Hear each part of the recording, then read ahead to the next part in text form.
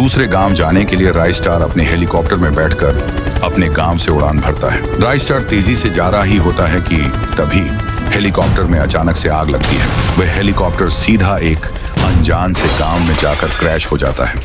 राइस्टार तो बच गया, पर उसका हेलीकॉप्टर तहस नहस हो गया था। राइस्टार ये गांव में पहली बार आया था। तभी 7 बज जाती है। धीरे धीरे अंधेरा हो रहा था। चौंकाने वाली बात यह थी कि चारों तरफ काऊ काऊ की आवाज आ रही थी। यह आवाज सुनकर लोगों के बीच अफरा तफरी मच जाती है। लोग अपने अपने घर के अंदर जा रहे थे। चेहरे पर अलग ही चिंता थी और उनके बदन थर थर कांप रहे थे। राइस्टार गांव में थोड़ा और घुस जाता है। राइस्टार को कुछ समझ में नहीं आ रहा था। तभी ऊपर से एक बड़ा कौवा उड़ते उड़ते राइस्टार की ओर बढ़ रहा था।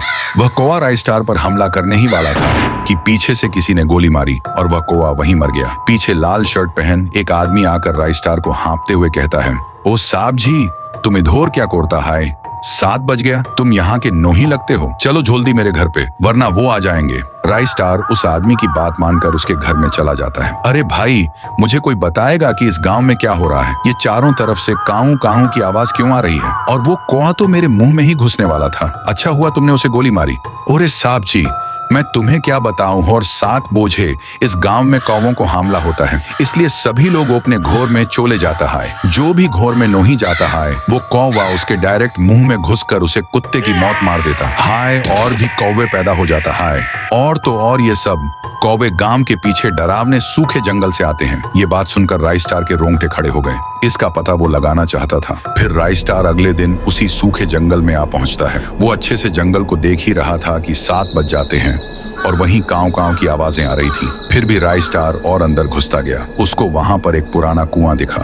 काऊ काऊ की आवाज उसी में से आ रही थी। राइस्टार ने जैसे ही कुएं के अंदर झांका तो उसमें से कौवे निकलने लगे। राइस्टार ने डायरेक्ट अंदर उड़ी मारी। वह नीचे तेजी से गिरता गया और वो कुएं के पूरे नीचे आ जाता है। पर वहां पर एक काले कपड़ों में एक चुड़ैल थी। चुड़ैल पलटकर राइस्टार को गुस्से से देखती है। मुझे पता है तू ही उस गांव में कौवे भेज रही है और लोगों को मरवा रही है। तू बता जल्दी, ऐसा क्यों कर रही है? तू कौन होता है मुझसे पूछने वाला? अब तू नहीं बचेगा। तू अगर मुझे बताएगी तो मैं तेरी कुछ मदद कर सकता हूँ। बता। इतना कहते ही वो चुड़ैल रो के कहने लगती है, ये बात है 5 साल पहले की। तब मैं सारे गांव की महारानी थी और इस गांव में रहा करती थी। तभी एक दिन मेरे दरबार में मेरा मंत्री आया और कहने लगा, महारानी जी, आपके सल्तनत में एक ऐसा कुआं है जहाँ पर पानी की जगह सोना बहता है। अगर हम उस सोने को निकाल लेंगे तो हमारी सल्तनत में कोई भूखा नहीं सोएगा। उसके बाद क्या था, उस मंत्री ने मुझे एक जंगल में इसी कुएं के पास लेकर आया। उसके बाद मैंने इस कुएं में सोने की आस में झांकने लगी। तभी उस मंत्री ने मुझे पीछे से धक्का दे दिया और सीधा मैं उसके अंदर गिर के मर गई। उसने मुझे पागल बना के मेरी जान ले ली